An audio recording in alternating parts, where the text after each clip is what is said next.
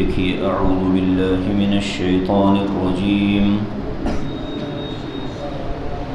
بسم اللہ الرحمن الرحیم یا ایہا الذین آمنوا کتب علیکم الصیام کما کتب علی الذین من قبلکم لعلکم تتقون ایاما معدودات فمن کان منکم مریضا او علی سفر فعدة من أيام أخر وعلى الذين يطيقونه فدية طعام مسكين فمن تطوع خيرا فهو خير له وأن تصوموا خير لكم إن كنتم تعلمون صدق اللہ العظیم۔ دیکھیے ترجمہ، یا ایہا الذین آمنوا، اے ایمان والو، کتب علیکم الصیام، تم پر روزہ فرض کیا گیا، کما کتب علی الذین من قبلکم، جیسا کہ تم سے پہلے لوگوں پر فرض کیے گئے تھے، لعلکم تتقون، تاکہ تم تقوی اختیار کرنے والے بن جاؤ۔ ایاما معدودات، یہ گنتی کے چند دن ہیں۔ فمن کان منکم مریضا، سو تم میں سے جو بیمار ہو، او علی سفر، یا سفر میں ہو، فعدۃ من ایام اخر، تو اس کو وہ گنتی پوری کرنی ہے دوسرے دنوں میں۔ وعلی الذین یطیقونہ، اور جو لوگ روزہ رکھنے کی طاقت رکھتے ہیں اور پھر بھی روزہ نہیں رکھتے، فدیۃ طعام مسکین، تو ان کے لیے بدلے میں ایک مسکین کو کھانا کھلانا ہے۔ فمن تطوع خیرا، جو آدمی اپنی مرضی سے نیکی میں اضافہ کرے، فہو خیر لہ، تو یہ اس کے لیے بہتر ہے۔ وَأَن تَصُومُوا خَيْرٌ لَكُمْ، اور ان حالتوں میں بھی تم روزہ رکھو، یہ تمہارے لیے بہتر ہے۔ ان کنتم تعلمون، اگر تم جانتے ہو۔ یہ دو آیتیں رمضان سے متعلق ہیں، احکام رمضان اس میں بیان کیے گئے، جن میں سے پہلی آیت کی تشریح اور تفسیر اور تفصیلی وضاحت پچھلے سے پہلے جمعہ میں ہم لوگوں نے ہمارے استاذ محترم سے سماعت کی۔ چونکہ آیت کی تلاوت رہ گئی تھی اور ہمارا تسلسل تلاوت کے ساتھ ہے، تو اس وقت حضرت نے یہی کہا تھا کہ تم اس کی تلاوت کروا دینا، تو میں نے تلاوتاً اس کو دوبارہ پڑھ لیا ہے، اس پر گفتگو کرنا مقصود نہیں ہے۔ روزے کی فرضیت کس قوم پر کس نوعیت کی تھی، اس کو ہم نے سنا۔ عیسائیوں کا روزہ، یہودیوں کے روزے، اور پھر امت مسلمہ کے روزے۔ امت مسلمہ پر جو روزے فرض کیے گئے، یہ سن 2 ہجری میں فرض ہوئے۔ سرکار دو عالم صلی اللہ علیہ وسلم مکہ سے مدینہ ہجرت فرمائے، تو ہجرت مدینہ کے دوسرے سال بہت سے احکام نازل ہوئے، اس میں سے ایک روزے کا حکم بھی تھا۔ اسی سال جہاد کا بھی حکم نازل ہوا، اذن للذین یقاتلون بانہم ظلموا، اور اسی سال روزے کا بھی حکم نازل ہوا۔ بعض علماء کہتے ہیں کہ غزوہ بدر سے پہلے رمضان کے روزوں کا حکم نازل ہوا، بعض کہتے ہیں کہ غزوہ بدر کے بعد نازل ہوا، لیکن سن 2 ہجری اس پر سب مفسرین کا اتفاق ہے۔ عیسائی اور یہودیوں کے اندر بھی روزوں کا نظام تھا، لیکن وہ لوگ اپنی مرضی سے روزوں کو بدل لیا کرتے تھے، روزوں کے دنوں کو بدل لیا کرتے، اور اس کے بارے میں ہم نے بہت سی تفصیلات سن لی ہیں۔ آگے کی جو آیت ہے ایام معدودات، یہ گنتی کے چند دن ہیں، یہ اللہ تبارک و تعالی نے روزوں کو مسلمانوں پر کس مہینے میں فرض کیا ہے اس کا بیان شروع کیا کہ یہ گنتی کے چند دن ہیں، اور یہ کون سے دن ہیں اس آیت میں اس کی وضاحت نہیں ہے، بلکہ اگلی جو آیت 185 نمبر کی شروع ہوگی اس میں اللہ تبارک و تعالیٰ نے اس ایام معدودات کی تشریح فرمائی۔ اسی لیے کہا جاتا ہے کہ القرآن یفسر بعضہ بعضا، کہ قرآن کی بعض آیتوں کی تفسیر بعض دوسری آیتوں سے ہو جاتی ہے۔ اب جو آیتوں سے تفسیر نہیں ہوتی اس کے لیے پھر احادیث کی مدد لینی پڑتی ہے، اور احادیث میں بھی وضاحت کے ساتھ اگر کوئی قول نہ ملے تو پھر حضرات صحابہ کی تفسیروں کے اندر دیکھنا پڑتا ہے۔ تو ایام معدودات یہ گنتی کے چند دن ہیں، اس سے کیا مراد ہے؟ تو اس کے لیے اگلی آیت اللہ نے اتاری شہر رمضان الذی انزل فیہ القرآن، تو وہ گنتی کے چند دن کون سے ہیں؟ وہ رمضان کا مہینہ ہے۔ اب رمضان المبارک کے اندر روزوں سے متعلق احکام کیا ہیں؟ تو اس میں 3 طرح کے حکم اللہ نے بیان فرمائے۔ 2 حکم باقی ہیں، ایک حکم منسوخ ہو چکا ہے۔ شروع میں اللہ تبارک و تعالیٰ نے، چونکہ روزہ ظاہر ہے کہ ایک مشقت والی عبادت ہے، اور مشقت کی زیادتی کی بنا پر ہی روزے میں ثواب بھی اسی درجے کا اللہ نے رکھا ہے۔ الصوم لی وانا اجزی بہ، یا الصوم لی وانا اجزا بہ۔ حدیث میں 2 الفاظ آتے ہیں کہ روزہ بندہ میرے لیے رکھتا ہے اور اس کے بدلے میں خود اس کو مل جاتا ہوں، یا یہ ہے کہ میں خود اپنے ہاتھوں سے اس کا بدلہ دیتا ہوں۔ تو چونکہ اس میں مشقت زیادہ ہے، اور مشقت کی زیادتی کی بنا پر رب العالمین نے اس میں شروع میں ایک سہولت رکھی تھی۔ وہ سہولت کیا تھی؟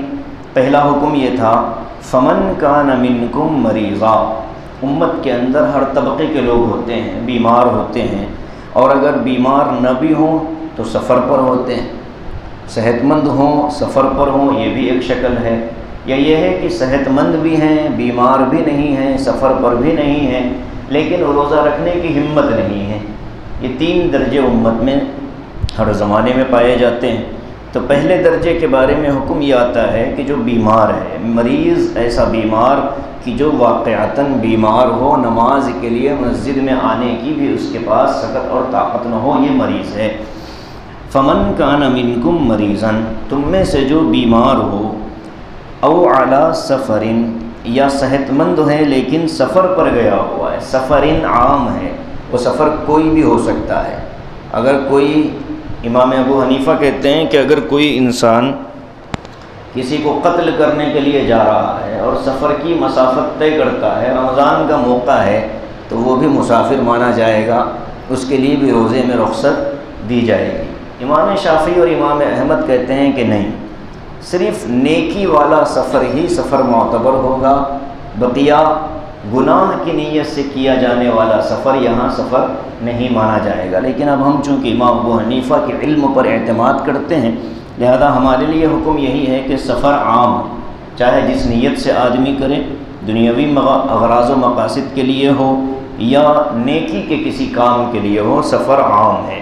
تو پہلا حکم یہ ہے کہ اگر کوئی بیمار ہے روزہ نہیں رکھ سکتا، یا یہ کہ بیمار اتنا نہیں ہے لیکن کچھ بیماری ہے اور روزہ رکھنے کی وجہ سے اس بیماری میں اضافے کا اندیشہ ہے، جان کا خطرہ ہے، اور کسی ماہر مسلمان ڈاکٹر نے اس کو مشورہ دیا ہو کہ اس بیماری میں روزہ رکھنے سے تمہارے لیے بیماری بڑھنے کا اندیشہ ہے، اگر ایسی کوئی بات ہو تو پھر اللہ فرماتا ہے فَعِدَّةٌ مِّنْ أَيَّامٍ أُخَرَ، تو ایسے انسان کے لیے فی الحال رمضان کے روزے چھوڑ کر بعد رمضان جتنے روزے چھوٹے ہیں ان روزوں کو دوبارہ قضا کے طور پر رکھنے کی اجازت ہے۔ یہ کس کے لیے ہے؟ بیمار کے لیے اور مسافر کے لیے۔ یہ 2 طبقے آج بھی امت میں ہیں، یہ 2 احکام آج بھی امت میں باقی ہیں۔ اگر کوئی بیمار ہے تو ایسا بیمار، یہ حکم قضا روزوں کا ہے، فدیۃ فعدۃ من ایام اخر، رمضان کے بعد دوسرے دنوں میں ان روزوں کو گن کر اس کی قضا رکھنی ضروری ہے، فرض ہے۔ یہ کیسا بیمار؟ کہ ایسا بیمار جس بیمار کو دوبارہ صحت مند ہونے کا یقین ہو، دوبارہ صحت مند ہونے کا یقین ہو۔ اور اگر کوئی ایسا بیمار ہے کہ جس کو اب ڈاکٹروں نے کہہ دیا ہو کہ اب یہ زندگی میں کبھی بھی صحت مند نہیں ہو سکتا، تو ایسے مریض کا کیا حکم ہے؟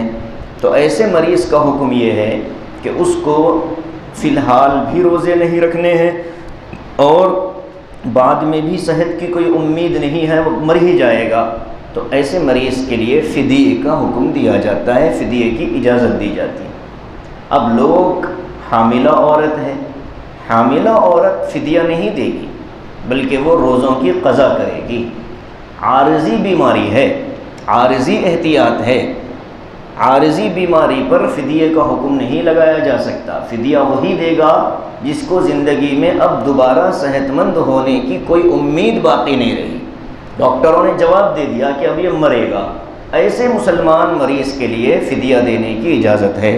باقی جو چھوٹی موٹی بیماریاں ہوتی ہیں، شوگر کی بیماری ہے، بی پی کی بیماری ہے، کوئی اور بیماری ہے کہ جس سے پوری دنیا کی سیر تو ہوتی ہے، لیکن روزے پر آدمی فدیے کا مسئلہ معلوم کرنے لگتا ہے کہ یہ رمضان کا فدیہ کیا ہے، تو اس سے یہ پوچھا جائے گا کہ آپ کو کوئی ایسی بیماری ہے کہ جس سے آپ زندگی میں کبھی بھی صحت مند نہیں ہو سکتے ہوں، یا یہ کہ ڈاکٹروں نے کہہ دیا ہو کہ یہ بیماری آپ کی قبر تک آپ کے ساتھ جائے گی، تو پھر آپ فدیہ ادا کریں۔ نہیں بھائی ایسا بیمار تو نہیں، تو پھر آپ کو رمضان کے بعد ان روزوں کی قضا کرنی پڑے گی۔ ایک تیسرا حکم تھا جو اب نہیں ہے، اس کو توجہ سے سنیں۔ حکم پہلے تھا، اب نہیں ہے۔ قرآن پاک کے اندر آیتیں ایسی ہیں، تلاوت کے اندر تو آیت موجود ہے، لیکن حکم اور عمل کے اعتبار سے اللہ پاک نے اس آیت کو ہٹا لیا ہے۔ جیسے ابھی ہم پچھلے صفحے پر پڑھ کر آئے، وصیت سے متعلق پہلے زمانے میں حکم یہ تھا کہ وصیت فرض تھی، لیکن جب میراث کے احکام نازل ہوئے تو اللہ تعالیٰ نے وصیت کی فرضیت کو ختم کیا، لیکن آیت قرآن کے اندر موجود ہے، کتب علیکم اذا حضر احدکم الموت، کہ تم پر فرض کر دیا گیا ہے جب تم میں سے کسی پر موت کے آثار ظاہر ہونے لگے، اگر اس نے کوئی مال چھوڑا ہو تو کیا فرض کیا گیا؟ الوصیت، کہ وصیت فرض کر دی گئی۔ یہ پہلے حکم تھا، اب بعد میں وہ حکم منسوخ ہو گیا۔ ایسے ہی یہ جو آیت اب ہم پڑھ رہے ہیں، وَعَلَى الَّذِينَ يُطِيقُونَهُ، اور وہ لوگ جو روزہ رکھنے کی طاقت رکھتے ہیں لیکن پھر بھی روزہ نہیں رکھتے سستی اور کاہلی کی وجہ سے۔ تو ابتدا میں چونکہ اللہ تعالیٰ نے دین کو تدریجاً امت کو دیا ہے کہ بھئی آہستہ آہستہ عمل پر آؤ، شراب ایک دم حرام نہیں کی اللہ نے، پہلے کہا کہ اس کا نفع کم ہے، نقصان زیادہ ہے، اور اس کے بعد حکم دیا کہ شراب نشے کی حالت میں نماز کے قریب مت آؤ، پھر اس کے بعد حکم دیا کچھ عرصے کے بعد کہ یہ حرام ہے، جیسے خنزیر حرام ہے۔ تو تدریجاً اللہ تعالیٰ نے امت پر احکام اتارے۔ ایسے ہی روزے کے اندر شروع میں حکم کیا تھا کہ اگر کوئی اچھا خاصا ہے، صحت مند ہے، لیکن سستی اور کمزوری کی وجہ سے روزہ نہیں رکھتا، تو اس کو فدیہ دینے کی اجازت تھی۔ فدیۃ طعام مسکین، ایک مسکین کو 2 وقت کا کھانا کھلا دینا، یہ فدیے کے اندر جائز تھا، لیکن اب یہ حکم نہیں ہے۔ اس آیت کا توڑ کون سی آیت ہے؟ اگلی آیت ہے، جس میں اللہ فرماتا ہے فَمَنْ شَهِدَ مِنْكُمُ الشَّهْرَ، جو آدمی تم میں سے رمضان کا مہینہ پالے، فَلْيَصُمْهُ، تو اس کے لیے ضروری ہے کہ وہ روزہ رکھے۔ ہاں جو مریض یا سفر پر ہے، فَعِدَّةٌ مِّنْ أَيَّامٍ أُخَرَ، ان کے لیے دوسرے دنوں میں قضا کی اجازت ہے، لیکن جو طاقت والے ہیں اب ان کے لیے چھٹی ختم ہو گئی۔ تو پہلے زمانے میں جب ابتدا میں اسلام نازل ہوا اور قرآن کی یہ آیتیں آئیں تو رب العالمین نے سہولت دے دی تھی کہ ٹھیک ہے روزہ نہیں رکھ سکتے تو کچھ دے دو غریبوں کو، مسکینوں کو، لیکن اب وہ حکم باقی نہیں رہا۔ لہٰذا امت کے اندر بعض ایسے لوگ ہوتے ہیں یضل بہ کثیرا ویہدی بہ کثیرا، قرآن پڑھتے ہیں اور گمراہ ہوتے ہیں، قرآن پڑھتے ہیں گمراہ ہوتے ہیں۔ اب کوئی آدمی یہ ترجمہ پڑھے گا، یہ آیت پڑھے گا، صرف اتنی آیت پڑھے گا، تو وہ ظاہر ہے فیصلہ کرے گا کہ بھئی رمضان کے روزوں میں تو اللہ نے اجازت دی ہے کہ طاقت کے باوجود روزہ نہ رکھنے والے کو فدیہ دے کر جان چھڑانے کی اجازت ہے، جب تک وہ اگلی آیت اور اگلی آیت کے ناسخ ہونے اور اس آیت کے منسوخ ہونے کا علم مستند اساتذہ سے حاصل نہیں کرے گا تب تک وہ راہ حق پر آ نہیں پائے گا۔ اس لیے کہا جاتا ہے کہ قرآن پاک کی تفسیر کو مستند علماء سے پڑھنا اور سننا چاہیے۔ تو یہ حکم اب باقی نہیں رہا، آیت تلاوت کے طور پر باقی رہے گی۔ کوئی اگر یہ کہے کہ بھئی اللہ تعالیٰ کو پہلے ہی سے معلوم تھا تو پہلے ہی اللہ تعالیٰ نے ایک حکم کیوں نہیں دے دیا، کہ درمیان میں یہ پھر اس کے بعد اس کو واپس لیا اور پھر اس کو دیا، یہ اعتراض ہوا ہے اسلام پر۔ سوامی دیانند سرسوتی نامی کمبخت نے یہ اعتراض کیا ستیارتھ پرکاش کتاب کے اندر کہ یہ اللہ تعالیٰ نے پہلے ایک حکم دیا، بعد میں اس کو ہٹایا، پھر دوسرا حکم دیا، تو کیا اللہ تعالیٰ کو معلوم نہیں تھا کہ اللہ تبارک کے بندوں کے لیے کون سا بہتر ہے؟ تو اس کا جواب حجت الاسلام حضرت مولانا قاسم نانوتوی نور اللہ مرقدہ نے اس کے زمانے میں، اس کی زندگی میں، اسی کے اسٹیج پر رڑکی کے اندر کھڑے ہو کر اس کے ساتھ مناظرے میں دیا تھا اور کہہ دیا تھا۔ دو جواب دیے حضرت نے۔ پہلا جواب تو یہ دیا کہ اللہ تعالیٰ کے کلام پر اعتراض کرنا جہالت ہے اور اس کی مرضی ہے، وہ جب چاہے جو حکم دے۔ اور دوسرا تحقیقی جواب حضرت نے یہ دیا کہ جیسے ایک ڈاکٹر مریض کو اس کی حالت کے اعتبار سے نسخے بدل بدل کر لکھتا ہے، ڈاکٹر جانتا ہے کہ کس وقت کس مریض کو کون سا نسخہ کتنی مقدار میں دینا چاہیے۔ اب اگر کوئی مریض یہ اعتراض کرے کہ پہلے ہی مرتبہ لکھ دیتے ساری دوائیں، تو بے وقوف نہیں کہیں گے تو اور کیا کہیں گے؟ اللہ تعالیٰ تو حکیم ہیں اور حکیموں کے حکیم ہیں، وہ حکمتوں کے بادشاہ ہیں، وہ جانتے ہیں کب کس وقت کون سا حکم دینا ہے۔ اب اگر اللہ کا یہ فعل غلط ہے تو پھر ڈاکٹروں کا یہ عمل بھی غلط ہے، تم اس پر بھی اعتراض کرو۔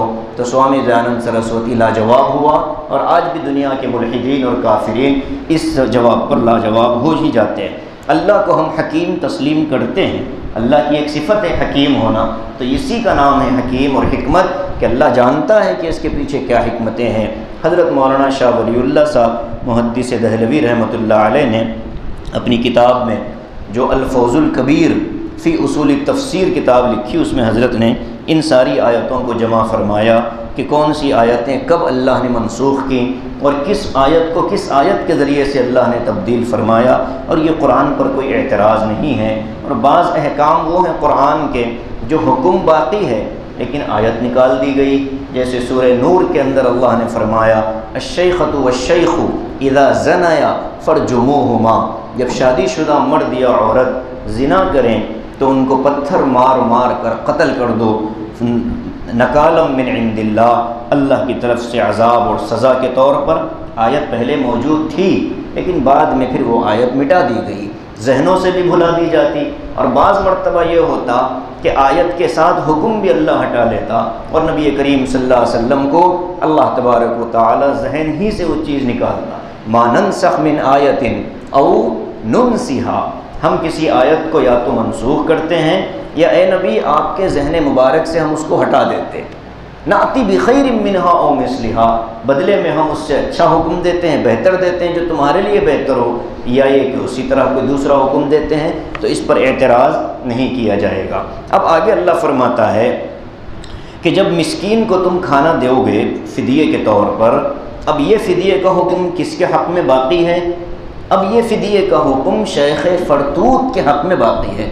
شیخ فرتوت کہتے ہیں ایسے بوڑھے شخص کو، ایسے ضعیف اور لاغر شخص کو، یا ایسا بیمار کہ جس کے بیماری سے صحت مند ہونے کی ساری امیدیں ختم ہو جائیں، اب وہ بیماری سے صحت مند نہیں ہونے والا، یا یہ کہ اتنا ضعیف ہو گیا ہے کہ اب وہ روزے کی طاقت نہیں رکھ سکتا، اب بھی نہیں رکھ سکتا، بعد میں بھی قضا نہیں کر سکتا، تو ایسا جو کوئی شخص ہو تو ان افراد کے لیے یہ آیت آج بھی باقی ہے۔ عام لوگوں کے لیے تو باقی نہیں ہے، لیکن جو واقعتاً اس طرح کے مجبور ہیں ان کے لیے آیت باقی ہے۔ وَعَلَى الَّذِينَ يُطِيقُونَهُ فِدْيَةٌ طَعَامُ مِسْكِينٍ فَمَن تَطَوَّعَ خَيْرًا، اللہ کہتا ہے کہ ایک روزہ صبح اور شام سحری اور افطار کے درمیان میں 3 چیزوں سے رکنے کا نام، ایک روزے کے بدلے میں تم 2 وقت کا کھانا کسی مسکین کو کھلا دو، یا زیادہ کھلانا چاہو تو بہت اچھی بات ہے، ایک روزے کے بدلے 2 مسکینوں کو کھلانا چاہو بہت اچھی چیز ہے، یا ایک روزے کے بدلے 10 مساکین کو کھلانا چاہو بہت اچھی چیز ہے۔ اللہ نے اس کے لیے فرمایا فمن تطوع خیرا، جو آدمی اپنی مرضی سے نیکی کے کاموں میں اضافہ کرے گا، فدیہ دینے میں اچھا فدیہ دے گا، فہو خیر لہ، تو یہ اس کے لیے بہتر ہے۔ ظاہر ہے کہ جتنی عبادت ہوگی اتنا اس کے لیے ثواب میں اضافہ ہوگا، جتنا عمل بڑھے گا اتنا اس کی نیکیاں بڑھیں گی۔ اور فرمایا بیماروں کے لیے اور مسافروں کے لیے کہ روزہ چھوڑنے کی اجازت تو ہے، مگر ان تصوموا خیر لکم، تم روزہ رکھ لو یہ تمہارے لیے زیادہ بہتر ہے۔ روزہ چھوڑنے کی اجازت تو ہے لیکن تم روزہ رکھ لو تو یہ تمہارے لیے زیادہ بہتر ہے۔ اب چھوٹے چھوٹے سفروں پر آدمی جائے اور اس میں روزہ چھوڑ دے تو ٹھیک ہے، اجازت تو ہے، کوئی اس پر گناہ نہیں ہو اور کسی کو اس پر عار دلانے کی بھی اجازت نہیں ہے، لیکن اسلام کا مزاج کیا ہے کہ جب اتنی قربانی دے ہی رہے ہو تو روزہ بھی رکھ لو، وَأَن تَصُومُوا خَيْرٌ لَكُمْ، یہ تمہارے لیے زیادہ بہتر ہے۔ اب اس میں ایک مسئلہ یہ سمجھیں کہ کوئی آدمی سحر کے وقت میں مقیم ہے، اپنے گھر پر ہے، اس کا ارادہ ہے دوپہر کو سفر کرنے کا، تو چونکہ ابھی ارادہ ہی ہے، سفر ابھی اس نے شروع نہیں کیا، تو دوپہر کے سفر کے ارادے کی وجہ سے آج کا روزہ چھوڑنے کی اجازت نہیں،